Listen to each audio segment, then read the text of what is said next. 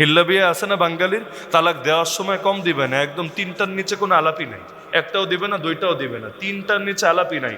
আর দেওয়ার পরে কেমনে আবার এই বোর সঙ্গে সংসার করা যায়, এখন গিয়া একটা ছোট এতিম বাচ্চা ধরে নিয়ে আসে, অথবা একদম বয়স্ক মুরব্বী মাশাআল্লাহ যার মোটামুটি চলতে ফিরতে কষ্ট হয়, এরপর বিয়ে শাদী দিয়া তো শর্তে দেয় বেশি ডিস্টার্ব করবি না, একদম একদিন পরে আবার সুন্দর মতো ছেড়ে দিবি, এরপর আমি তার সাথে সম্পর্ক স্বাভাবিক করে নিব। হাদিসের মধ্যে আছে যে হিল্লা করে যার জন্য করে উভয়টার উপর আল্লাহ লানত। কেন? ওইখানে হিল্লা করে মূলত আল্লাহ যেটা হারাম করেছেন সেটাকে হালাল করার নিয়াতে। একইভাবে যাকাত আল্লাহ ফরজ করেছেন, এই হিলাটা এই কৌশলটা করে যদি কেউ পিঠ বাঁচানোর জন্য, তো এটা তো আরেকজনের সাথে করে না, অনেকে বউর সাথে করে, সম্পত্তি বউরে দেয়, পরে আবার বোর্ড থেকে নিজে নেয়। খবরদার খবরদার, কিয়ামতের দিন আপনাকে ডাবল পাপে পাপী হতে হবে। যাকাত অনাদায়ের পাপ তো আছেই, আর আল্লাহরে যে ধোঁকা দেওয়ার চেষ্টা করলেন এটার জন্য আপনাকে পাপে পাপী হতে হবে। বহুত লাইনে বহুত ঘাপলা আছে। মানত হয় না বাংলাদেশে? মানত মানত করে না? মহিলারা বেশি করে, শহরের চাইতে গ্রামে বেশি হয়ে থাকে। মানতটা কিভাবে করে? আল্লাহ, আমার ছেলেটা যদি ভিসা পেয়ে যায়, যদি চাকরির ইন্টারভিউতে পাশ করে, যদি এসএসসি পরীক্ষায় সে গোল্ডেন এ+ পায়, ইত্যাদি ইত্যাদি, যদি পায় তাহলে আমি তোমার রাস্তায় 100টা টাকা দান করব। এভাবেই তো মোটামুটি মানত করে, অথবা কেউ রোজা, কেউ কোরআন খতম ইত্যাদি মানতগুলো করে। আপনি চিন্তা করেন যে এটা কোন পর্যায়ের ফাইজলামি বটে। মানে কি? আল্লাহকে কন্ডিশন জুড়ে দিচ্ছে, আল্লাহ তুমি যদি আমার পকেট থেকে 100 টাকা বের করতে চাও, সাবধান হয়ে যাও, আগে শোনো, আমার একটা কাজ করে দিতে হবে, না হলে আমার মতো কিপটার টাকা তুমি জীবনে পাবে না। যদি 100 টাকা বের করতে হয় আমার ছেলেটারে তুমি এই কাজটা করে দিতে হবে, না হলে আমি দিব না। আর যদি করতে পারো তাহলে আমার কন্ডিশন পূরণ হওয়ার ভিত্তিতে আমি তোমারে দিব। এটারে দান বলে না ফাইজলামি বলে? এজন্য হাদিসের মধ্যে আছে, আল্লাহ রসুল বলেন, এভাবে শর্তযুক্ত মানত করলে কিপটার পকেট থেকে কয়েকটা পয়সা বের করা ছাড়া আর কিছু হয় না, কিচ্ছু না, কিচ্ছু না। অথচ মানুষ ভাবে একটা ইবাদত করছে, একটা উত্তম করছি। হ্যাঁ, মানতের মধ্যে সওয়াব আছে, কিন্তু কোন মানত জানেন? যেটা শর্ত মুক্ত হয়, কোনো কন্ডিশন নাই, কোনো কন্ডিশন নাই। আমি মানত করলাম আগামীকাল রোজা রাখবো, আমি মানত করলাম আল্লাহ রাস্তায় 200 টাকা দান করবো, আমি মানত করলাম এটা, এই যে যেখানে শর্ত নাই, এটা করলে ওটা, ওটা করলে ওটা, ওটা করলে ওটা, এরকম শর্ত যেই মানতে নাই সেখানে ডাবল সওয়াব। এক হলো মানত পূরণ করার সওয়াব, আর এক হলো এবাদত যেটা করবে সেই এবাদত পালনের সওয়াব। তো সেটা হলো শর্ত মুক্ত মানতের ক্ষেত্রে, কিন্তু শর্তযুক্ত মানত একরকম বেয়াদবি বটে। কিন্তু বাংলাদেশে শর্তমুক্ত মানত হয়ই না, শর্তযুক্ত মানত হয়। একইভাবে আপনজনকে যাকাত দেওয়া যায়, আপনারা জানেন। হ্যাঁ, সব আপনজনকে আবার না, ঊর্ধ্বতন বা অধস্তনকে দেওয়া যায় না। ঊর্ধ্বতন মানে বাপরে দিতে পারবেন না, দাদাকে পারবেন না। অধস্তন মানে নিজের পুত্রকে অথবা নিজের নাতিকে যাকাত দিতে পারবেন না। একইভাবে স্বামী তার স্ত্রীকে বা স্ত্রী তার স্বামীকে যাকাত দিতে পারবে না। কিন্তু এছাড়া ভাইকেও দেওয়া যায়, বোনকেও দেওয়া যায়, মামা, খালু, আরো যা কিছু আছে আত্মীয় স্বজনের মধ্যে তাদেরকে দেওয়া যায়। বরং দিলে ডাবল সওয়াব হয়, ডাবল সওয়াব।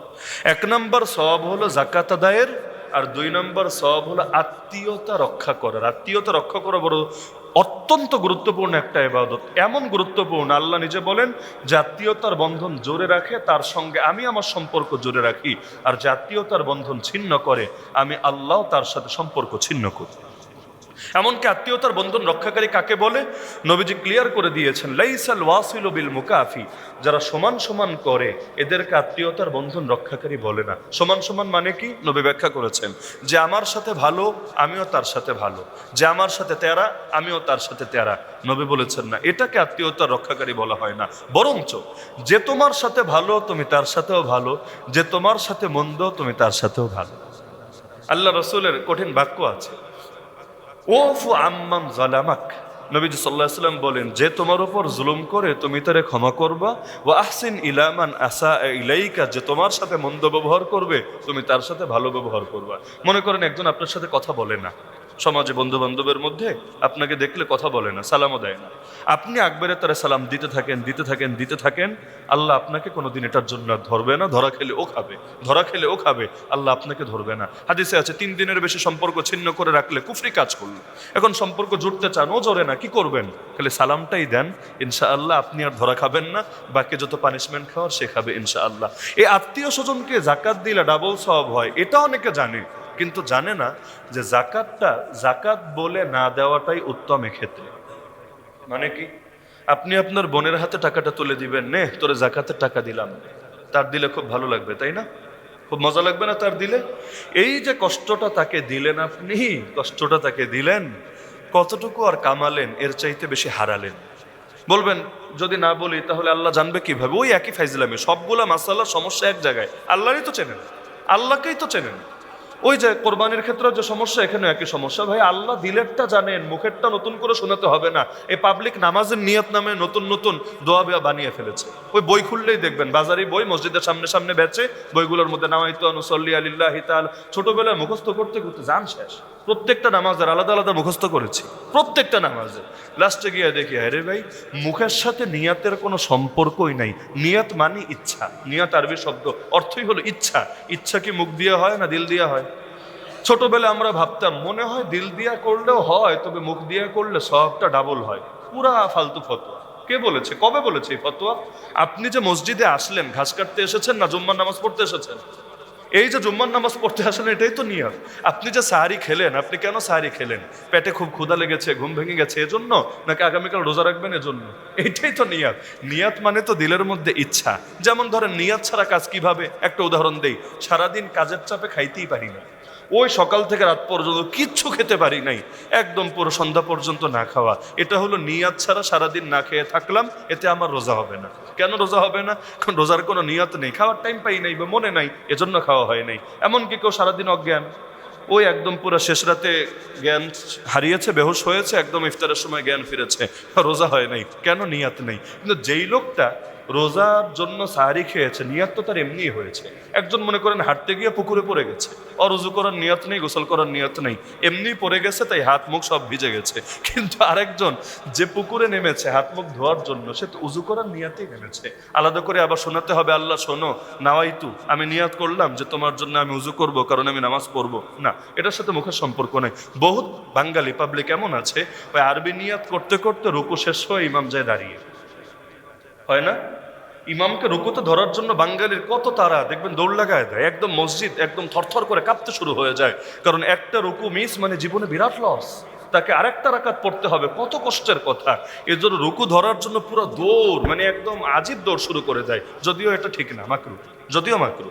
এখন রুকুতে ধরার জন্য দৌড় দিয়ে আইসাও রুকু মিস করে কেন?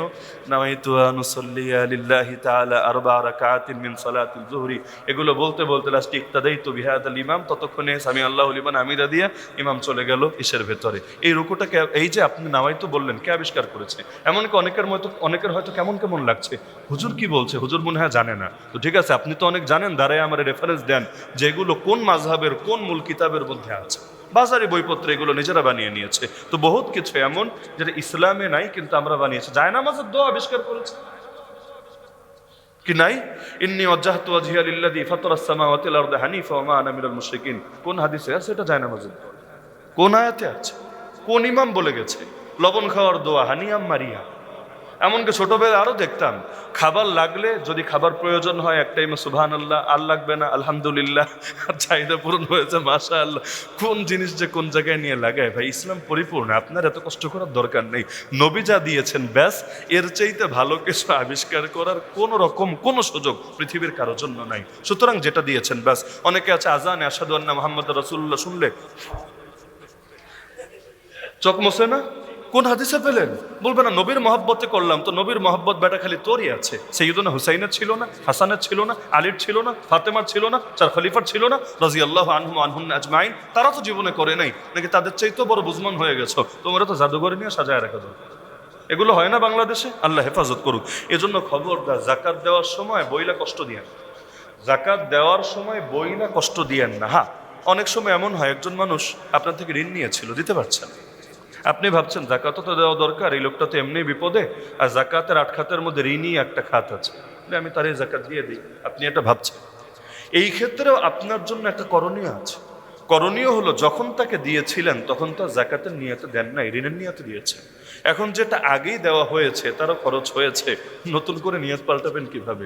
যেমন নামাজ শেষ করে কি নিয়ত বদলানো যায়? সুন্নত পড়লেন, পড়ার পরে নিয়াত করলেন না এটারে আমি ফরজ হিসাবে এটা কাউন্ট করে দিলাম, সুযোগ তো হয় না, যা হওয়ার হয়ে গেছে। এখন বহুত লোক আছে সে ভাবে তাহলে কি করা যায়, কি করা যায়? এখন যদি আমি এটা আলাদা করে তার থেকে নিতে চাই, সে দিতেও তো পারবে না। অনেকে আছে সে দিতেও পারবে না, আবার জাকাতের নিয়ত করলেও জাকাত হচ্ছে না, কি করা যায়? সহজ মাসালা মনে রাখেন, আপনি তাকে আবারও টাকা দেন, আবারও টাকা দেন। দেওয়ার পরে সেটা আপনার দেওয়ার সময় জাকাতের নিয়াতে দেন, আর নেওয়ার সময় ঋণের নিয়াতে ওসুল করে নেন, ব্যাস হয়ে গেল। আপনার জাকাতও হলো, কাজের কাজও হলো, এবং সব লাভ হলো। পয়েন্ট বুঝতে পারছেন? আপনি তাকে দিয়েছিলেন ঋণের নিয়াতে, এখন নতুন করে তাকে আবার দেন। তাকে বলেন, ভাই তোর সাথে একটা মাসালাগত জটিলতা আছে, তুই তো ঋণ দিতে পারছিস না, ঠিক আছে আমি আবার টাকা দিচ্ছি, তুই নে, বইঝা নে, পরে এখান থেকে আমার ঋণ দিয়ে দে, সমস্যা নেই। দরকার হলে একটু বাড়াইয়া দেন, কোনো সমস্যা নেই, যাতে সে যদি ক্লিয়ার নাও বোঝে, আপনার দিলে নিয়াত থাকলেই হবে। তাহলে সে যখন গ্রহণ করলো জাকাত হিসেবে গ্রহণ করলো, আর যখন আবার আপনাকে পে করলো তখন সে তার ঋণ পরিশোধের নিয়তে পে করলো, আলহামদুলিল্লাহ আপনার হক আদায় হয়ে গিয়েছে। এরকম কৌশল করা যায়, তবে এগুলো হলো আদায়ের কৌশল, পিঠ বাঁচানোর কৌশল করা জায়েজ নাই। মনে করেন জাকাতের বছর যেদিন পূরণ হবে, আমি আমার সব সম্পত্তি হুজুরে দান করে দিলাম। আজকে আমার বছর পূরণ হবে, একদিন আগে, হুজুর এটা আপনার হাদিয়া, তবে শর্ত হলো কালকের পরে আবার আমারে ফিরাইয়া দিয়েন। আপনি নিয়ে আনি গেলে তো আমার হবে না, কালকের পরে ফিরাইয়া দিয়েন। এখন কেন দিলাম? কারণ আগামীকাল তো আমার বছরটা পুরো হবে, আমার পিঠটা বেঁচে গেল। যেদিন পুরো হবে আমার তো আর নেশাব নাই, আমি তো ফকির, আমি তো মিসকিন। পরের দিন আবার আমি নিয়ে নিলাম, বাস হয়ে গেল। ওই যে হিল্লা বিয়ার একটা জাকাতের হিল্লা আর কি। সুতরাং আগামী রমজানকে সামনে রেখে নিয়াত রাখতে পারেন, যাদের জিম্মায় জাকাত ফরজ হয়ে আছে, প্রায় সবার জিম্মাই, অন্তত ব্যবসায়ী যারা আছেন সবারই। তবে দোকানদাররা একটা মাসালা মনে রাখেন, আপনি আপনার জাকাতের মাল হিসাব করবেন কিভাবে? আপনি হিসাব করবেন যেদিন আপনার বছরটা পূরণ হবে। আমি বারবার বছর পূরণের কথাটা বলছি, এবং এটাও শুরুতে ক্লিয়ার করেছি, এটা সৌরবর্ষ হিসাবে না, জানুয়ারি ফেব্রুয়ারির হিসাবে না, মুহররম সফর রবিউল আউয়াল এই হিজরি মাসের হিসাবে। যেদিন আপনার বছরটা পূরণ হবে ওই দিন আপনার দোকানের যত প্রোডাক্ট আছে এটার মার্কেট প্রাইস হিসাব করে 2.5% জাকাত ধরতে হবে। মানে বুঝেন, কত দিয়া কিনলেন এটা আমার দেখার বিষয় না, কত দিয়া বেচবেন ওইটাও দেখার বিষয় না। হতে পারে কোনো একটা মাল 6 মাস আগে কিনেছেন, দাম একরকম ছিল, এখন দাম তা নাই, হতেই পারে। আবার বেচবেন আরো 5 মাস পর, ওই সময় ওর দাম হয়তো ওঠানামা করবে, বাড়বে না কমবে, কোনো ঠিক ঠিকানা নাই, ওইটা দেখার বিষয় না। আজকে মার্কেট প্রাইস কত, প্রতিটা জিনিসের একটা কমন দাম থাকে না?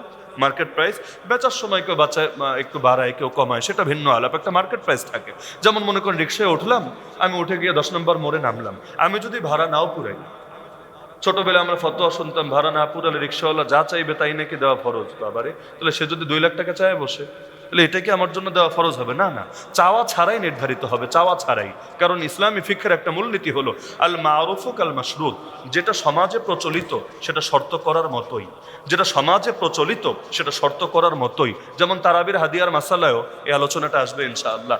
যেমন তারাবির হাদিয়ার ক্ষেত্রে এটা আলাদা করে কোনো হাফেজ সাহেব পুরায় নেয় না, কিন্তু পুরায় না নিলেও সমাজের মধ্যে এটা প্রচলিত আছে, তাকে দিতে হয়। তো পুরায় নেওয়ার মাসালা যেটা সমাজে যেটা প্রচলিত থাকে সেখানেও মাসালা সেটা।